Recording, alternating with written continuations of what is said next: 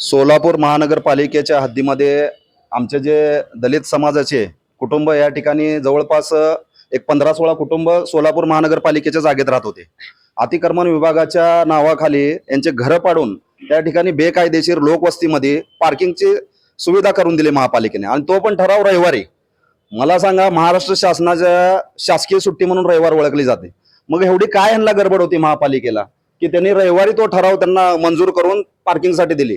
आणि तिथं सार्वजनिक शौचालयावर कब्जा करून तो आम्ही वारंवार यांना सांगतोय की लोक गरीब आहे, अत्यंत यांना घरं द्या, घरं निवारा महत्वाचा. आम्ही फुकट मागत नाही. सोलापूर महानगरपालिकेला भाडे तत्वावर आम्ही घरं मागतोय. परंतु गेल्या 7 महिन्यापासून आम्ही फिरतोय या भूमी मालमत्तेना अतिक्रमण तिकडून इकडं यांची कोण दागच घ्यायला तयार नाही. आता आम्ही 11 तारखेला त्यांना निवेदन दिलं, साहेब आमचं काय तर निकाल लावा. गेल्या 8 दिवसापासून आंदोलनाला बसलो, आमची दखल न घेतल्यामुळे आम्ही 11 तारखेला निवेदन दिलं, साहेब आम्ही 25 तारखेला आत्मदन. तरी देखील अजून आम्हाला पत्र नाही, कसलंच काय नाही.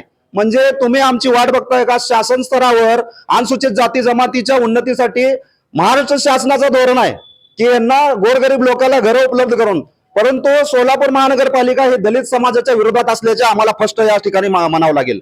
आणि या मागणीसाठी आम्ही स्वतः आत्मदहन करून घेण्यासाठी इथं आलो. इथं तेव्हा त्यांना लक्षात येते की अरे बाबा हे विषय गंभीर आहे. मग एवढ्या दिवस सोलापूर महानगरपालिका काय झोपली होती का, हा आमचा प्रश्न आहे. तात्काळ तो ठराव रद्द करून, तो ठराव चुकीचा आहे आणि लोकवस्ती आहे तिथं आजूबाजूचा एक प्रशासकीय ठराव जर मंजूर होत असेल तर बाजूच्या लोकांचा त्या ठिकाणी सूची घेणं गरजेचं आहे. तसं कुठलेच नाही आणि त्या जागेवर कसलंच आरक्षण नाही. मग सोलापूर महानगरपालिकेला अशी काय गाय होती की त्याला त्या गुलाम पैलवान मंगल कार्यालयवाल्याला त्या ठिकाणी पार्किंगसाठी ती जागा दिली. आणि महानगरपालिकेचा जेव्हा इमारत त्याची गुलाम पैलवान मंगल कार्यालय उभारलं तेव्हा यांनी चौकशी केली नाही का की ती जी इमारत आहे त्याला पार्किंगची सुविधा दिली नाही का?